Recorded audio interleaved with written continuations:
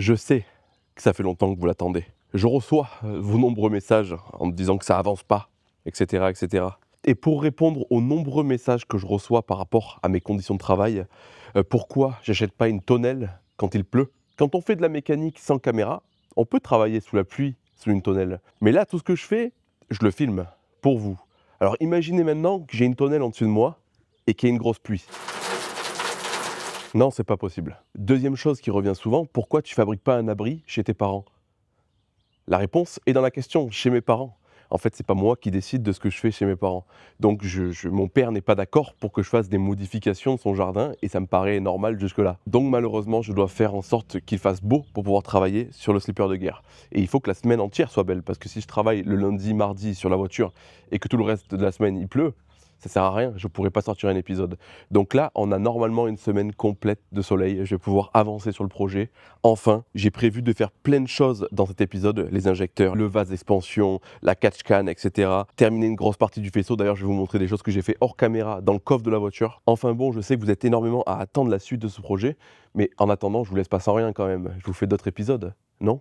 Donc pour les plus patients d'entre vous, voici la suite du slipper de guerre.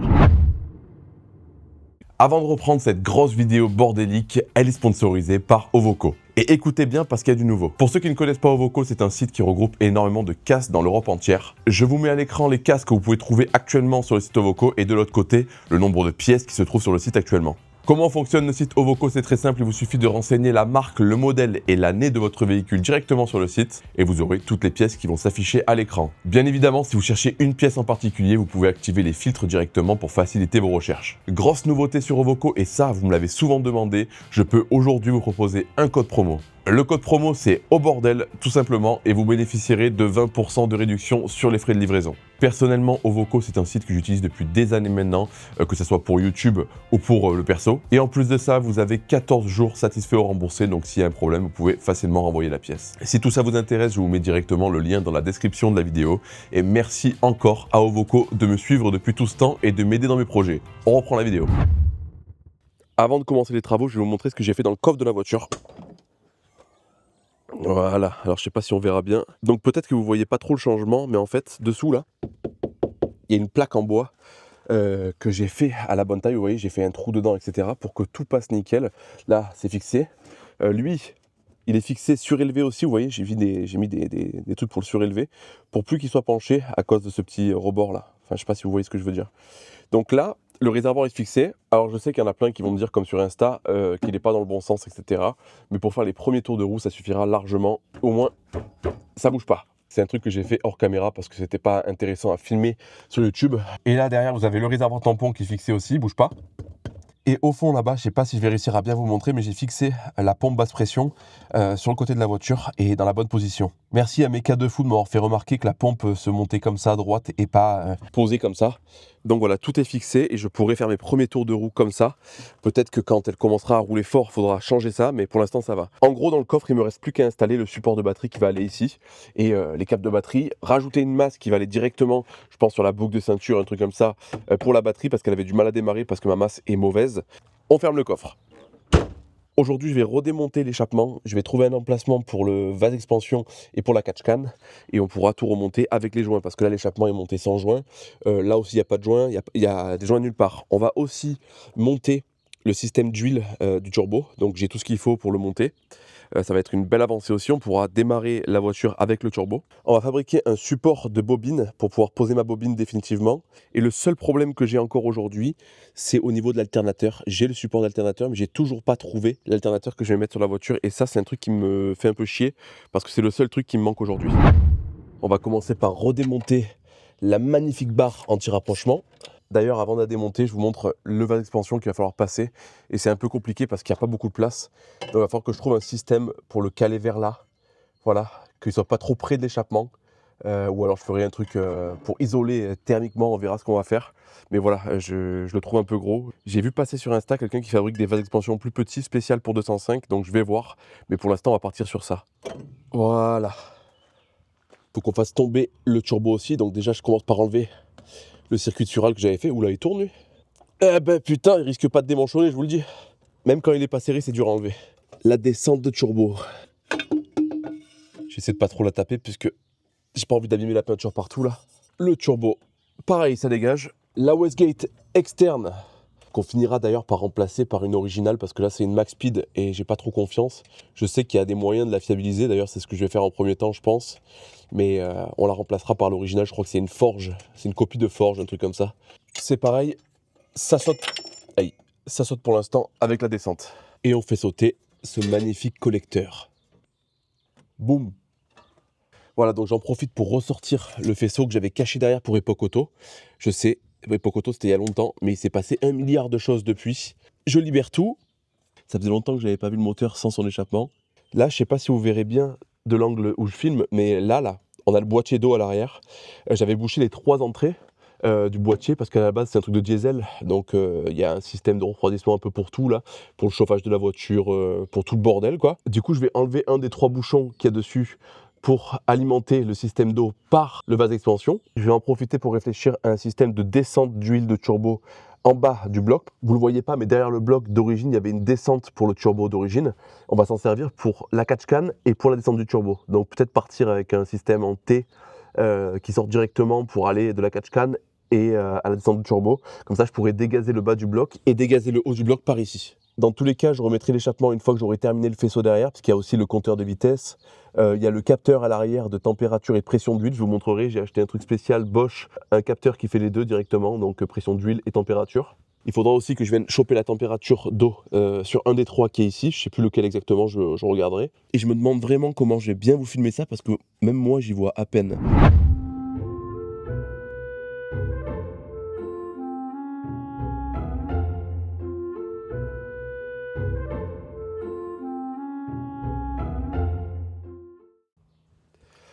Bon, ça fait 3-4 heures que j'ai arrêté de filmer. Je vous explique pourquoi. J'ai eu un coup de panique là, en voyant tout le travail qui restait à faire. Je me rendais pas compte de tout ce qui restait à faire parce que j'ai laissé pas mal le projet de côté. Et du coup, j'ai eu un coup de panique. Voilà. Ça m'arrive quand je suis submergé comme ça d'un coup. Donc, j'ai coupé la caméra et j'ai préféré me poser tranquillement sans caméra et avancer un petit peu tranquillement avec un peu de musique. Je vais vous montrer ce que j'ai fait. En fait, au moment où j'ai déroulé tout le faisceau, je me suis rendu compte que j'avais plein de trucs qui manquaient, tout ça.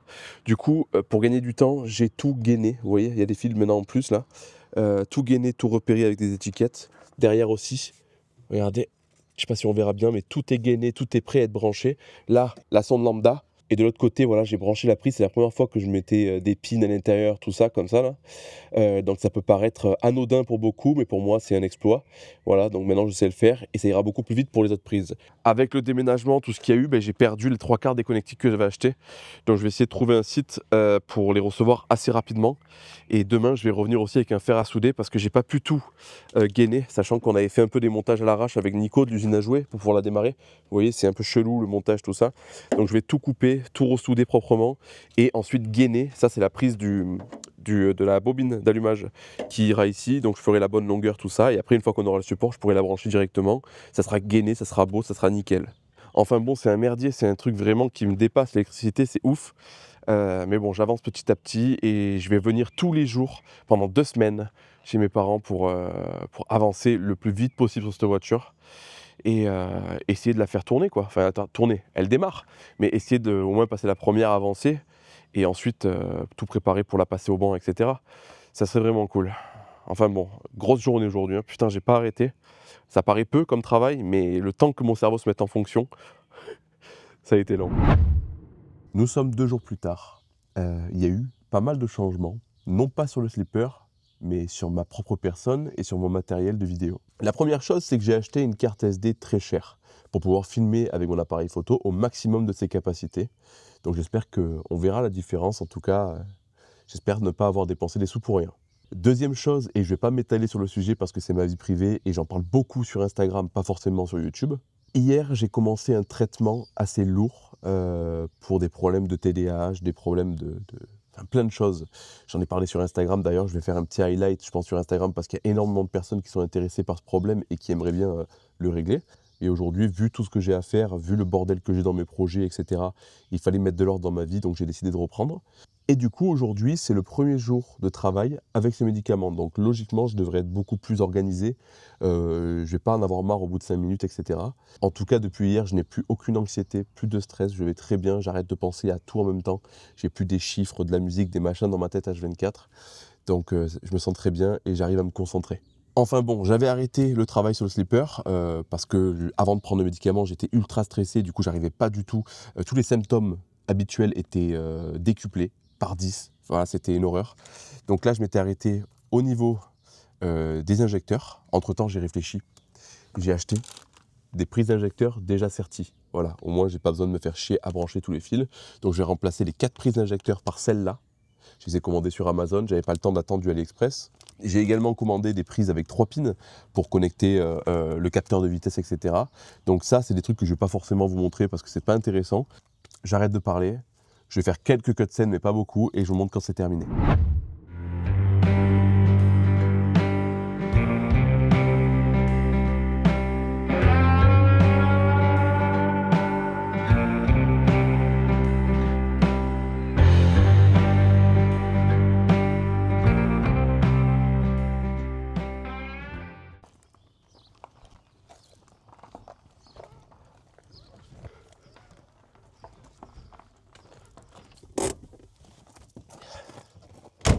Au début de la vidéo, j'avais dit que la semaine était sans pluie. Évidemment que non, vous vous en doutez bien. Donc là, je suis arrivé, il pleuvait, ça vient de s'arrêter.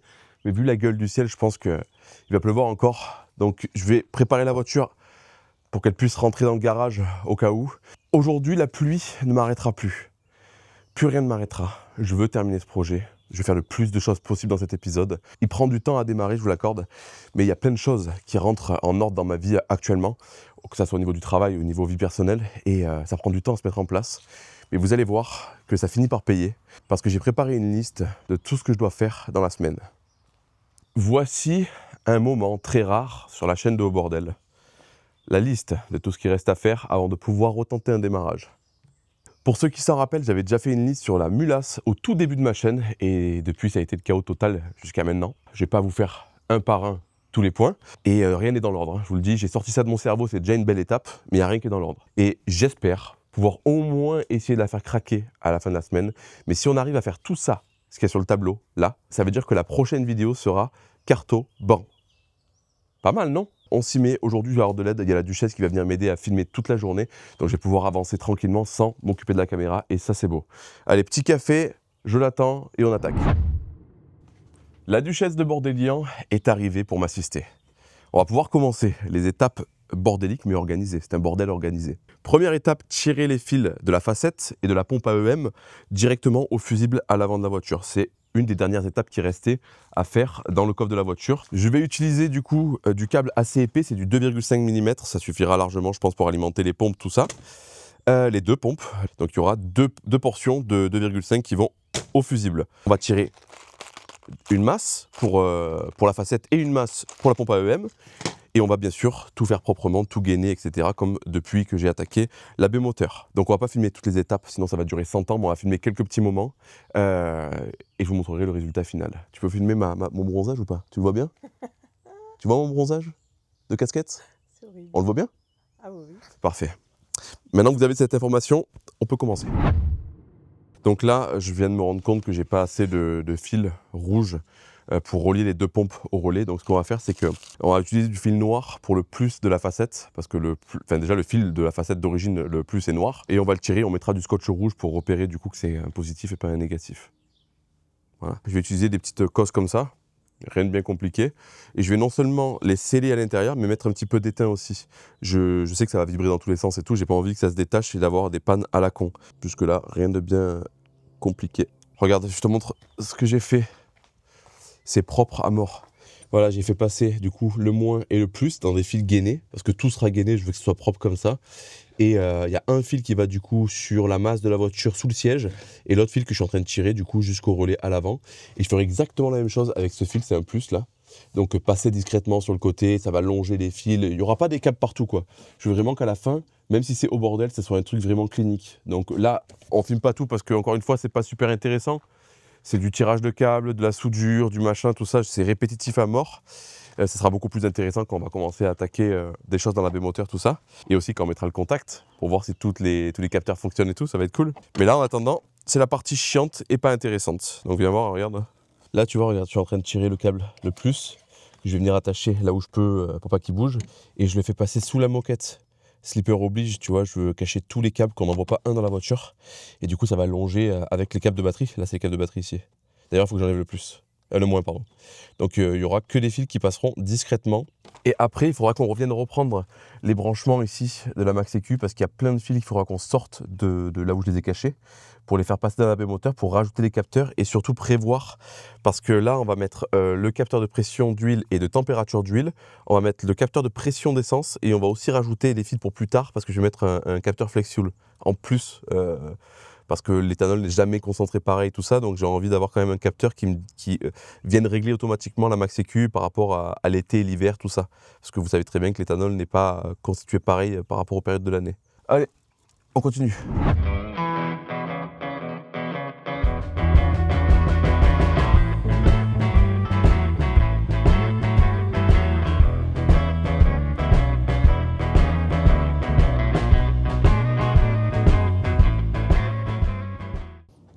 Bon, ça y est, tout est connecté, la pompe facette, la pompe AEM, regarde, tu peux filmer.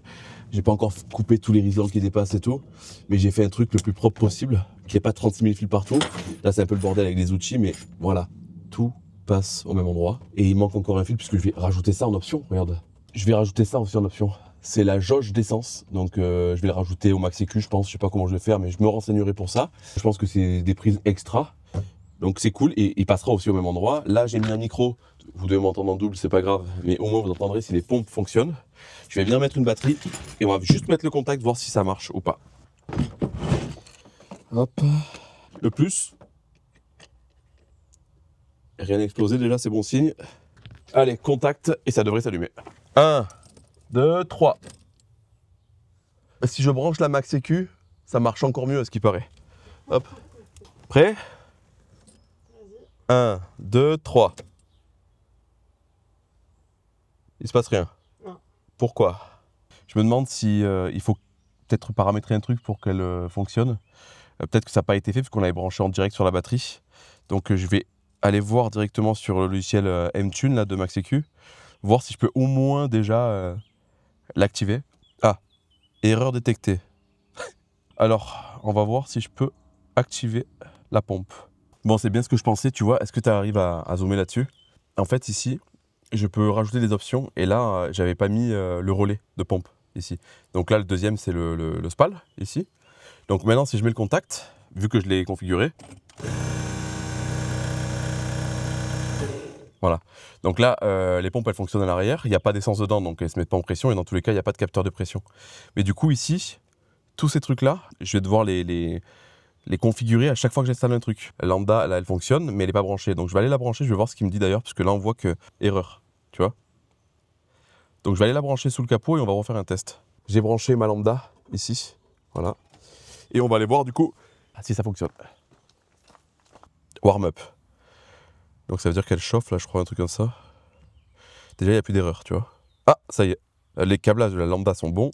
Et là, je sais pas ce que c'est. Il faudra que je regarde un peu toutes les informations. Je connais pas tout ça, moi. Throttle position, normalement c'est l'accélérateur, 6,5, mais je l'ai pas. Il faudra peut-être le calibrer aussi. Écoutez, petit à petit, ça commence à se rajouter. On va venir brancher d'ailleurs la température d'eau et on verra bien ce que ça affiche ici. Rien que ce bruit derrière là. Oh. Ouais, je suis malade. Et alors? Ça va pas marre, tu vois, ça c'est chiant. Quand t'es là, tu filmes toutes les conneries, tu filmes mon cul, tu me filmes en train de me moucher, en train de pisser. Je peux pas cacher ce genre de choses là, putain. J'aime bien. J'aime bien. Bon alors, ça a été long parce qu'on y a passé une demi-journée, mais hop, ça, c'est bon. Maintenant, on va s'occuper de repérer les fils du capteur Bosch dans la baie et repérer les fils des capteurs température d'eau, pression d'essence. On va sortir en gros ces 3 fils de la Max-Sécu pour les emmener directement dans la baie moteur pour pouvoir brancher les capteurs. Et en même temps, on branchera le capteur de température d'eau. Alors, commander le capteur de pression d'essence avec, ça c'est bon, je peux le cocher parce que je l'ai commandé hier soir. Refaire masse de batterie, eh ben on l'a déjà fait ça. Tac. Enfin, je l'ai déjà fait, je l'ai pas montré, mais je l'ai fait, je vais vous montrer de suite après. Test contact pompe relais, on peut cocher, mais en fait, on peut cocher plein de trucs. Bon, on va pas perdre plus de temps parce que la journée, elle est bien entamée. Je vais vous montrer ce que j'ai déjà fait. Viens voir. Alors ici, regarde, tu as la ceinture, et sous la boucle de ceinture, j'ai refait une masse qui est directement, qui va de la batterie jusqu'ici. Hein. Là, c'est tous les câbles des pompes qui vont directement à l'arrière. Donc là, c'est pas gainé puisqu'on s'en fout, il y aura ça posé dessus, quoi. Enfin, les sièges. Et ça, ici, c'est la masse de la facette. Non, la masse de la pompe à EM. Et la masse de la facette, je l'ai pris dans le coffre, derrière le réservoir. Donc tout est gainé, tout est nickel. Tout est passé le long de la voiture, on ne le voit pas. Donc c'est parfait. Quand on aura tout refermé, on ne verra pas un câble qui dépasse. On va continuer les travaux et je vais aller repérer les fils de MaxSécu. Par contre, je ne pourrai pas vous montrer. C'est vraiment à peine accessible pour moi déjà. Donc vous verrez seulement les fils qui sortent dans la moteur. Ça, c'est la prise du MaxSécu. J'avais tout bien rangé, les câbles à l'intérieur et tout, en pensant que j'avais assez de câbles dans la baie moteur pour tout brancher, les capteurs, etc. Tu vois tous ces câbles que tu vois apparaître là, ici? Ça, c'est des câbles que j'avais laissés de côté, que j'avais bien gainés pour pas qu'il y ait de faux contact. Tu vois, j'ai mis de la gaine thermo autour pour pas que ça prenne feu. Et on va se servir en fait des fils qu'il y a là-dedans. On va les repérer grâce à des repères qui sont ici sur la prise, lesquels on va brancher pour le capteur de pression, tout ça, machin, parce qu'il y a aussi le capteur de pression qu'on va voir. C'est un truc un peu spécial. C'est un capteur qui fait pression et température d'huile. C'est un Bosch, je vous donnerai la référence. Et on va le brancher ensemble et on va le connecter du coup. Je vais vous donner tous les détails du branchement de la MaxSécu. Je sais qu'il n'y en a pas beaucoup qui en parlent sur les réseaux. Ça peut potentiellement vous intéresser si vous comptez un jour installer une MaxSécu. C'est con, hein, mais depuis que j'ai acheté la MaxSécu, je ne m'étais pas vraiment intéressé parce que pour moi, c'est du chinois, tout ça, vraiment, je comprends que dalle. Et bizarrement, je commence à peine à m'y intéresser aujourd'hui. Et bizarrement, parce que c'est vraiment bizarre, je prends du plaisir à faire ça. Moi, je prends du plaisir à faire l'électricité, je comprends pas. Et ça me donne envie de rajouter encore plus de trucs. Je pense à peut-être rajouter un dashboard ou quoi, découper le compteur d'origine de la voiture, et pourquoi pas lui mettre un petit dashboard discret qui s'allume que quand il y a le contact, tout ça. Ça peut être sympa. Et en plus, j'ai regardé déjà comment faire. C'est juste l'argent qu'il faut parce que ça coûte très cher un dashboard. Mais grâce au CAN bus qui est là, ici, je peux directement envoyer toutes les informations MaxSécu dans un dashboard et en plus personnaliser le truc. Genre j'allume la voiture, il y a marqué au bordel, des trucs comme ça. Ça peut être vraiment cool et vraiment ça commence à me passionner. Et pour tout vous dire, je suis en train de regarder aussi un peu sur Moto Gadget pour les futurs projets moto, pour carrément créer un faisceau complet et rajouter 1 milliard d'options, genre néo-rétro sur une moto. Dites-moi dans les commentaires ce que vous en pensez, mais moi, c'est un sujet qui commence à me plaire. Donc là, j'ai repéré tous les fils qu'il me faut. C'est super cool, vu que j'ai acheté le kit avec le faisceau. Tous les fils un par un sont repérés. Donc là, il y a marqué Analog In 4, 0,5 volts, J4, J2, J3, etc. Et ça correspond du coup au manuel qui est fourni avec. Et moi, de mon côté, je me suis fait cette feuille-là, voilà, avec les pins que je dois connecter sur le capteur Bosch et J3, G1 pour le 5 volts sensor, tout ça, que j'ai coupé ici. C'est une prise rouge, en gros, c'est ce qui va venir alimenter en 5 volts tous mes capteurs. Voilà, donc il va falloir que je fasse des ponts dessus pour tirer plusieurs fils. Il faut que j'en tire 2 pour le coup. Et je vais peut-être en tirer d'autres pour les futurs trucs que je vais rajouter. Et là, ici, le marron, la masse pour les capteurs. Donc H1. Et ici, de l'autre côté, on a les fils du coup que j'ai coupés. Faut pas que je me trompe au remontage, sinon je fous la merde. Putain, mais quelle passion quand même. Et ça va pas être intéressant, donc on se retrouve une fois que tout est soudé.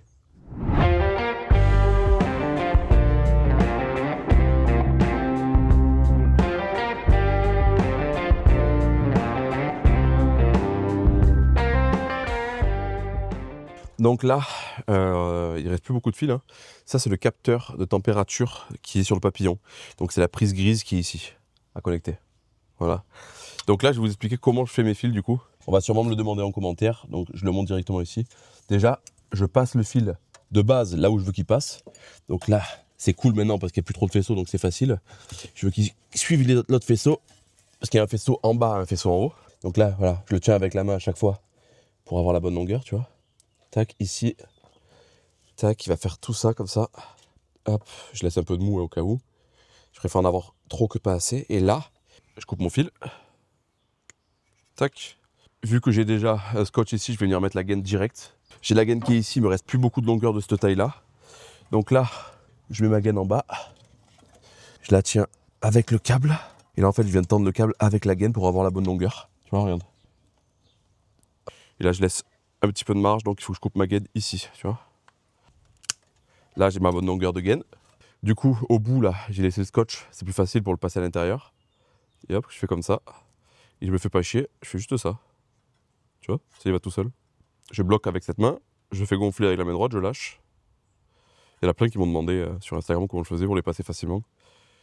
Hop, tu vois, c'est tout con. Et je vais surtout vous montrer comment je fais pour les faire tenir au bout. Parce que ça s'effiloche un petit peu et tout, c'est chiant. Hasardeux, mais fonctionnel. Hop, tu vois, regarde, tu le fais bien glisser au fond. Voilà. Et là, je vais chercher de la gaine, je reviens. Elle est peut-être un peu longue, je vais la couper. Là, je prends de la gaine comme ça, tu vois. Avant, on va me faire chier à le passer. Un petit coup de Chatterton ici. Une fois que tu as fait ça, tu passes ta gaine. Hop. Et là, tu la fais glisser, en fait, jusqu'en bas. Et une fois que tu arrives en bas, je sais pas si tu vas arriver à filmer ici. T'as vu comme c'est effiloché là?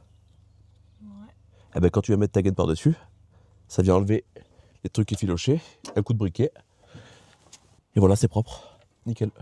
Je vais venir prendre un truc comme ça, qui n'est pas toujours fourni avec les prises, mais je trouve que ça fait beaucoup mieux fini. Regarde, tu vois. Ça, c'est pas fourni à chaque fois que tu les achètes, pas tout le temps. Moi, j'aime bien rajouter ça, ça fait mieux fini. Donc là, tu as la marge pour faire ton câblage. Tu viens rajouter 2 petits trucs rouges comme ça. En fait, ça, c'est pour que les prises soient hermétiques et pas d'eau qui rentre dedans. Tu fais pas comme moi, tu ne les mets pas à l'envers, comme dans ce sens-là. Tu le laisses tomber dedans, qui ne te gêne pas pour plus tard. Là, tu viens dénuder. C'est là que c'est intéressant parce qu'il faut dénuder tout petit peu. Vraiment un tout petit peu. Tu vois, pas plus que ça. Là, moi, j'ai pas la pince qu'il faut, donc je le fais à la main. Je prends. Ouais. Hop, tu viens mettre dedans. Et en fait, tu as un truc qui sert à serrer le fil, à serrer le câble à l'intérieur. Et cette partie-là, elle sert à serrer la partie plastique, tu vois. Donc, tu viens de maintenir. Moi, je le fais à la pince parce que j'ai pas acheté ce qu'il faut. Donc, je viens de tordre un des côtés. Et regarde. Je viens poser ma prise sur le fer à souder. Voilà, tu vois, regarde, c'est en train de fondre. Voilà. Et là, maintenant, il est éteint, tu vois. La prise ne bougera plus là, c'est terminé. Clac. Là, elle est dedans, elle est en place. Une fois que tu as fait ça, tu viens mettre ton petit caoutchouc. Une fois que tu as fait le deuxième, tu viens brancher à l'intérieur aussi. Clac. Pareil, tu viens mettre ton petit bitonio là. Hop. Tu viens refermer ce truc là. Et là, tu viens mettre ta protection. Pam. Hop. C'est propre quoi au moins. Et là maintenant, clac. Prise connectée. C'est propre, c'est nickel. J'ai plus qu'à venir tout fixer. Et c'est parfait, qu'est-ce que je te dise? Bon allez, il est temps pour la duchesse de nous laisser, elle a plein de trucs à faire et nous on va continuer. Et je vais pas tout filmer parce que je serai seul, mais vous verrez, une fois que toutes les prises seront branchées, une fois que tous les fils seront tirés, c'est fastidieux, c'est très long. Mais c'est une étape importante pour brancher tous les capteurs de la Max-EQ. Et après on pourra passer sur le circuit d'eau, etc. Graissage du turbo, etc. Enfin, il y a plein de choses à faire encore. A plus tard.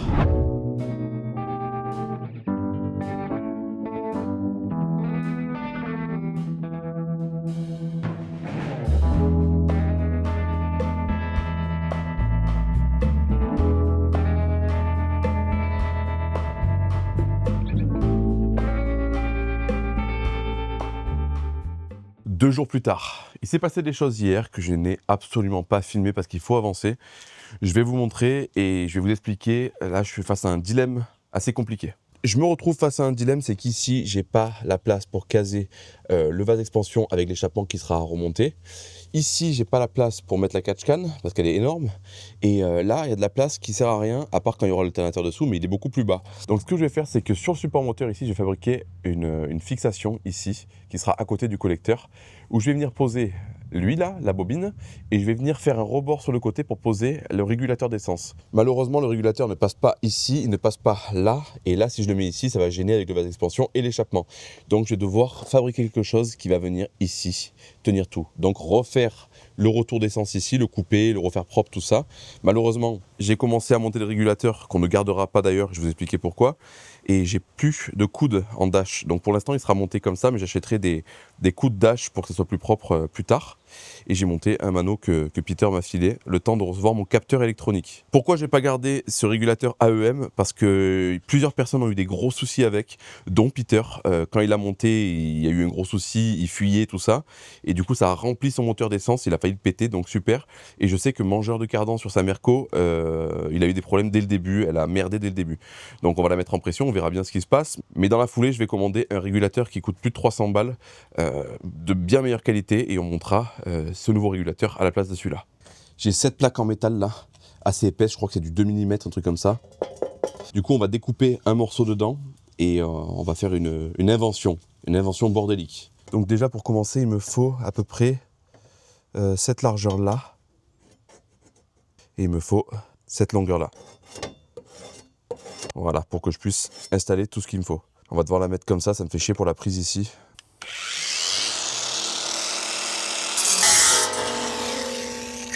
Ok, j'ai ma ferraille. Ça devrait tenir, c'est bien solide. Je me fais des repères pour couper. Voilà ce que mon système donne. Donc c'est solide. En plus, en le serrant, elle s'est un peu ondulée, donc elle est encore plus solide qu'avant. Là, bon, attention, les finitions sont pas encore au top. Je vais le redémonter pour le faire plus propre. Mais voilà, j'ai fixé à 2 fixations moteur. Là, il y en a 3, hein. Donc sur les 2 ici, c'est fixé. J'ai adapté la plaque, bien sûr, à la forme du support. Là, j'ai pré-percé, vous voyez les trous au fond, pour fixer la bobine. Et ce bout-là que vous voyez dépasser, je vais le tordre à 90 degrés pour venir poser mon régulateur de pression d'essence. Au moins, il ne prendra plus de place là-bas. Il faudra refaire du tuyau, mais c'est pas grave. Je vais vous passer un peu les étapes parce que c'est un peu relou, mais voilà ce que j'ai en tête. Et plus tard, je ferai peut-être usiner une pièce qui sera beaucoup plus solide que ça et plus fiable. Je l'enverrai à un usineur qui me la refasse directement, que je ne garde pas ce système bizarre là. Mais voilà l'idée.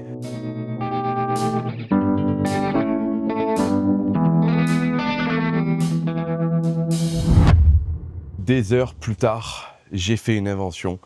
J'ai coupé au moment où j'étais en train de fabriquer la pièce et tout parce que c'était longué. Mais je vais vous montrer ce que j'ai fabriqué. Voilà mon support de bobine. Donc on voit pas la pièce que j'ai coupée, mais là en dessous. On a le régulateur ici. Alors si elle est penchée un peu comme ça, vous allez comprendre rapidement pourquoi.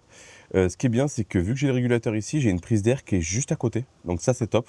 J'ai dû refaire le circuit d'essence du coup en dessous, le retour qui va là, voilà, et ça sort sur le côté pour aller, enfin pour retourner dans le réservoir au fond. Voilà, donc c'est pas dégueu, je suis content du résultat. Au plus je rajoute des trucs, au plus je me rends compte qu'il y a vraiment plus trop de place. Donc là ce qu'on va faire, c'est que je vais remonter l'échappement complet, je vais remonter le collecteur avec ses joints, je vais remonter le turbo, etc., etc. Tout comme au début de la vidéo. Malheureusement, je ne pourrai pas faire le système d'eau, mais c'est pas grave, on le fera au début du prochain épisode quand elle tournera et tout. C'est pas grave, c'est un truc en plus. Et la catch-can, on la fera aussi en même temps parce qu'il faut que je trouve de la place et dans tous les cas, il faut que je remonte l'échappement pour voir la place qui me reste, quitte à le redémonter encore une fois.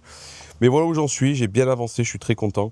Il restera la MacValve à monter, à savoir que je vais la poser un peu à l'arrache vers là et j'ai commandé un support spécial pour la MacValve. Dès demain, on pourra remplacer le manomètre par un capteur électronique, du coup, voilà, parce que je le reçois demain.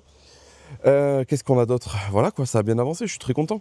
Et dès demain, je vous garantis qu'on pourra... Ah oui, il faut monter le circuit de graissage du turbo aussi. Mais bref, dès demain, on met un coup de clé, on la fait craquer avec le turbo sur place. Je m'en fous, même si c'est pas terminé, je craque, je m'en tape, je démarre. Allez, remontage du turbo. Voilà, tout le bordel est remonté. La Westgate aussi derrière, y a tout qui est pratiquement prêt. Du coup, mon système que je vous ai montré tout à l'heure, tout le bordel, les câbles, je les ai un peu cachés, tout ça. J'ai créé une descente de turbo provisoire avec un tuyau Flexeo. Il faudra que je trouve un tuyau qui résiste à l'huile, tout ça plus tard. Dans tous les cas, j'ai pas reçu le T encore qui ira à l'arrière pour le dégazage aussi. Donc pour l'instant, c'est provisoire, ce sera juste pour le démarrage. Le collecteur, la descente de turbo, il y a les joints montés. Donc ça y est, c'est pas montage définitif parce qu'à mon avis, il faudra encore que je le démonte. Mais au moins, il y aura plus de fuite à ce niveau-là. Il faut que j'aille serrer d'ailleurs le V-band qui est au fond là-bas. Il est temps de monter le flexible qui va venir graisser le turbo. Donc ça, ce flexible, c'est un truc qui résiste à 200 bars de pression. C'est Mika de la société Flexhydro Solutions qui m'a envoyé ça. C'est la même personne qui fournit les projets de Ovid notamment. Donc merci beaucoup mec, on va aller monter ça et on va voir ce que ça donne. Donc là, vous verrez pas grand chose, mais je vais venir démonter le capteur que j'avais monté pour boucher le moteur juste. Donc là, je vais monter cette première partie. Ça se visse évidemment parfaitement. J'avais aucun doute sur ça. Ok. Maintenant, il faut venir faire passer mon flexible à l'intérieur. Vous ne verrez pas grand-chose. Moi non plus. Je viens serrer ce côté aussi. Pour ceux qui se posent la question, oui, j'ai mis le réducteur à l'intérieur pour l'huile, pour l'arrivée d'huile turbo. Celui qui est fourni avec le turbo My Speeding Rod. Et si ça ne fait pas l'affaire, c'est pas grave. En tous les cas, peut-être qu'on changera de turbo plus tard. Hop, on visse ça dans le turbo.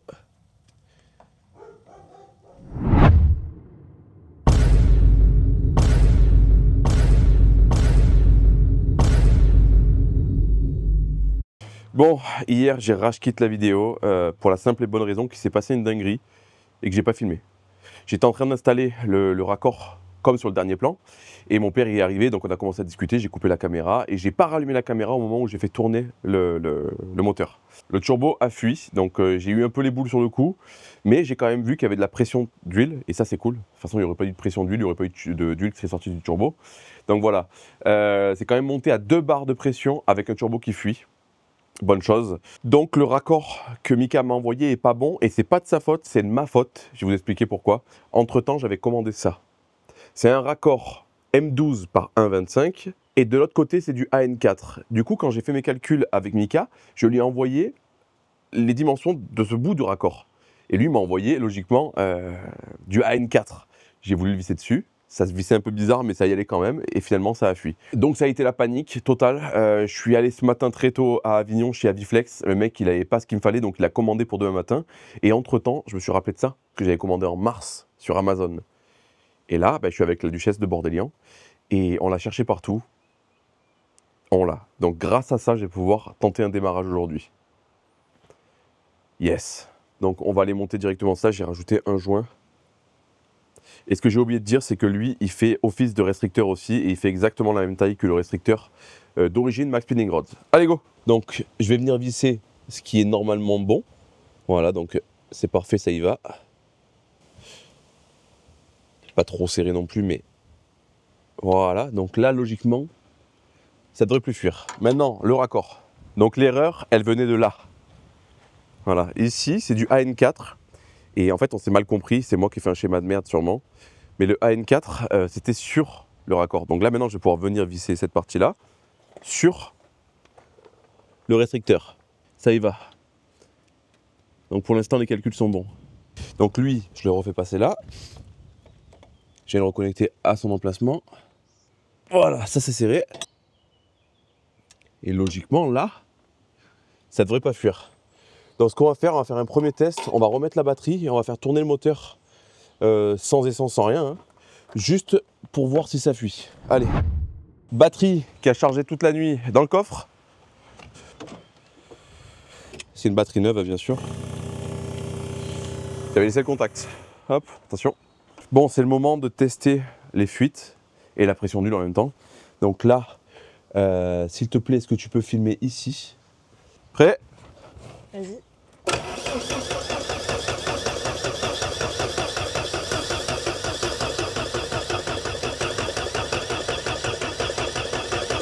Pas de fuite? Non. Ok, alors attends. Maintenant qu'on a vu qu'il n'y avait pas de fuite, on va voir s'il y a de la pression d'huile ici. Hop. Voilà. On est à peu près à 2 bars de pression avec le restricteur du turbo au démarreur. Donc c'est pas mal, c'est cool. Maintenant qu'on a de la pression d'huile et pas de fuite sur le circuit d'huile, déjà c'est incroyable, on va passer au système d'essence. Avant de tester la pression d'essence, on va s'occuper des injecteurs. Voilà. Et pour les injecteurs, j'ai récupéré 4 injecteurs Bosch 1000cc. Voilà. Et on va venir les adapter avec les conseils de Thomas, petite sportive, c'est ce qu'il a fait sur son C15. On va venir adapter ces adaptateurs de chez AliExpress pour pouvoir monter mes injecteurs dans ma rampe parce qu'ils sont beaucoup plus courts que les origines. Donc là, j'ai acheté ça, ces petits trucs. Il y a les joints qui vont avec tout ça. Et il y en a 4 qu'on va devoir modifier sur 8 parce qu'on va en mettre des deux côtés. À savoir, les injecteurs, ils viennent de chez Autodoc. Et le problème quand on achète des injecteurs chez Autodoc ou peu importe chez qui, c'est qu'ils ne sont pas vendus par 4 et ils ne sont pas testés. Donc si vous voulez, vous pouvez recevoir 4 injecteurs qui ne vont pas débiter la même chose. Donc il y a des marges de tolérance qui qui vont bien. Mais moi, malheureusement, j'ai pas eu de chance. J'en ai 2 qui envoient une certaine quantité et 2 autres qui envoient exactement la même quantité, mais différente des 2 premiers.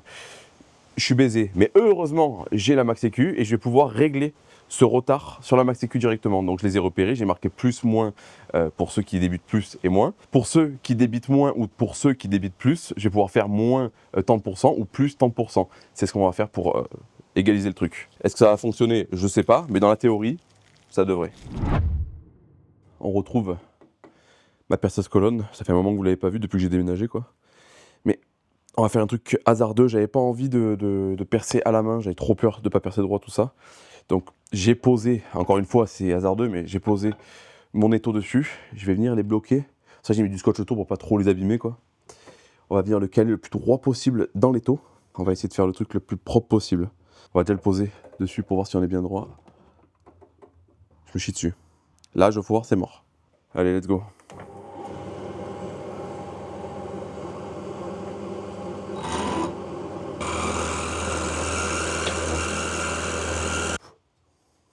Attends, parce que j'ai l'impression qu'il bouge. Évidemment, c'est chaud. On va le laisser refroidir et en attendant, je vais aller chercher un truc qui va servir d'huile de coupe parce que là, j'ai rien du tout. Le scotch que j'ai mis autour, il a fondu instantanément. Voilà. Donc, et par contre, ça a l'air vraiment percé au centre. Je suis très content. Sachant qu'il y avait déjà un trou, ça l'a aidé à se guider, mais ouais, ça a l'air parfait là. Je fais les 3 autres hors caméra en espérant qu'il n'y ait pas de dinguerie et on se retrouve avec les injecteurs. Donc voilà, on les a tous repercés. Donc nickel, au bon diamètre. Je vais essayer de rentrer un injecteur à l'intérieur. Je vais quand même montrer avant. Hein. Avant, le trou était plus petit. Ça rentrait pas. Et là, maintenant,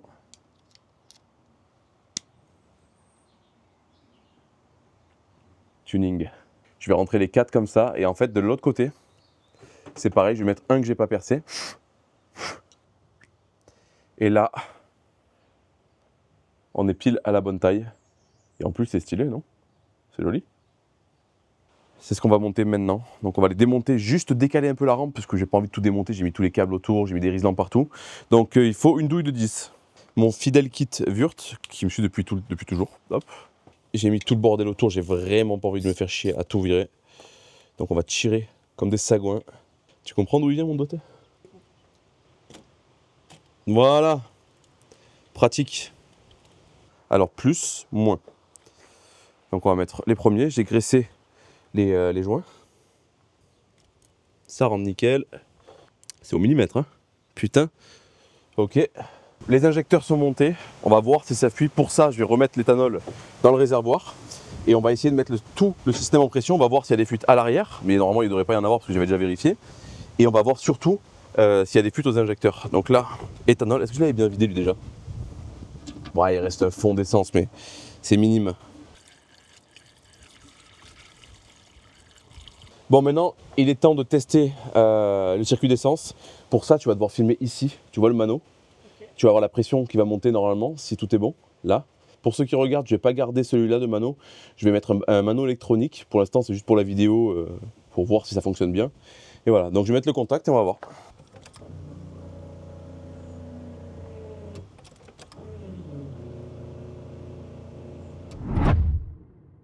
Raconte-nous un peu ce que tu as fait comme connerie. Tu sais ce qu'on dit, hein, les conneries, ça arrive même aux meilleurs. Et je suis pas le meilleur. J'ai branché à l'envers la pompe à EM. En fait, j'avais mis l'arrivée-descente sur le retour. Et du coup, j'ai enlevé le mano pour voir s'il y avait de l'essence qui coulait. Et il n'y avait que dalle. Donc voilà. Maintenant, le problème est réglé. J'ai inversé en fait celui-là, il était là. Et celui-là, il était dessous. Et j'ai inversé le sens des durites, quoi. Donc normalement, maintenant, quand je vais mettre le contact, tu vas avoir de la pression qui va apparaître ici. D'ailleurs, quand j'ai enlevé la durite du bas, bah, tu l'as vu, on n'a pas filmé, mais ça, tellement qu'il y avait de pression, ça a explosé, on est partout, quoi. Et il n'y a pas de fuite. Et non, il n'y a pas de fuite. C'est ça qui est bien, c'est que là, c'est monté en pression à mort et qu'il y avait zéro fuite nulle part. Alors maintenant, je vais remettre le contact. Et tu vois ici, tu vas avoir cette fois normalement de la pression qui va s'afficher. Et regarde bien si ça ne fuit pas au niveau de la pompe, tu sais. Regarde. Allez, go. Allez. Là, ça monte. Ça monte? Oui. Pas de fuite pour l'instant. Ça arrête? Il n'y a pas de fuite. Je crois qu'elle est réglée de base à 3 bars. Et il faut que je vérifie maintenant combien il nous faut de pression pour les injecteurs. Au ralenti du moins pour l'instant. Et on verra. Mais si lui est monté à 3 bars, c'est très bon signe. Donc on a de la pression d'essence. Et il n'y a pas de fuite. Quelques heures plus tard, dans la théorie, tout est branché. J'ai fait des montages vraiment gaze à mort. Genre par exemple la McValve qui tient avec un truc, il n'y a même pas de collier. C'est juste pour faire craquer quand on s'en fout. Après tout ça, je l'ajusterai plus tard. Là, le but, c'est vraiment de la démarrer. Ça aussi, hein, vous inquiétez pas, il y aura une catch can, tout ça. Là, c'est au cas où si ça éclate dans tous les sens, je veux pas qu'il y en ait partout sur le moteur. J'ai rajouté le capteur map ici. Pareil, montage gaze. Tout est montage gaze. Le capteur, le capteur de pression d'essence, c'est un chinois. Il m'indique des données vraiment bizarres par rapport au manomètre. Le manomètre m'indiquait 3 barres de pression et lui, il me met 6 barres 8, tout ça. Pourtant, j'ai beau le calibrer, ça change rien. Donc, est-ce que je me suis trompé dans les branchements ou est-ce que le capteur, c'est de la merde? Je pense que le capteur, c'est de la merde. Pas de fuite, rien du tout. On va rebrancher l'allumage. L'allumage, j'ai testé. Ça pète dans le bon ordre, tout ça. Donc logiquement, on devrait être bon. Donc en premier temps, je vais juste voir si ça pète. Si ça pète une fois, je coupe direct. Je fais quelques ajustements sur le logiciel M-Tune pour pas faire de conneries, pour pas que le moteur morfle. Parce qu'il faut savoir qu'il n'y a pas d'eau. Hein. Et on essaie de démarrer au moins 30 secondes, histoire de voir si elle tient le ralenti. Et voilà quoi. Et après, ben, vous verrez la suite. Est-ce que vous êtes prêts? Je me chie dessus. Si ça craque, je coupe instant, hein, je vous préviens. Allez, vas-y.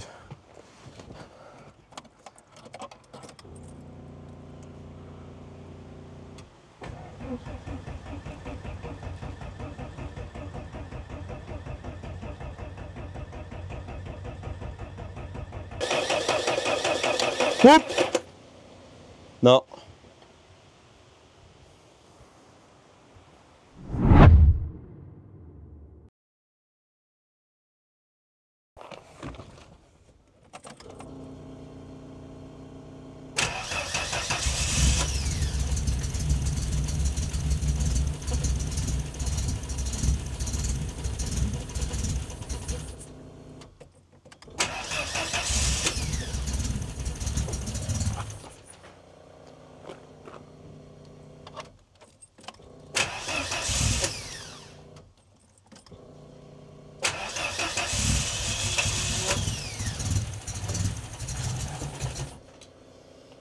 Oh putain, elle y va. Elle y va, elle y va. Oh.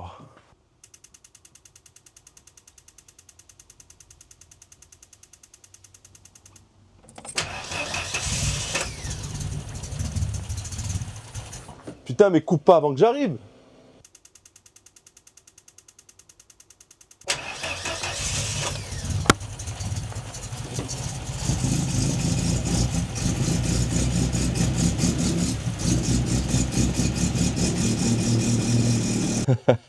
C'est un bon début, mais à mon avis, il va falloir tout régler. J'y connais rien, moi, dans ces trucs-là, donc c'est compliqué. Il faudra qu'elle passe chez le mapper. En tout cas, le turbo tourne, ça fait plaisir de le voir tourner.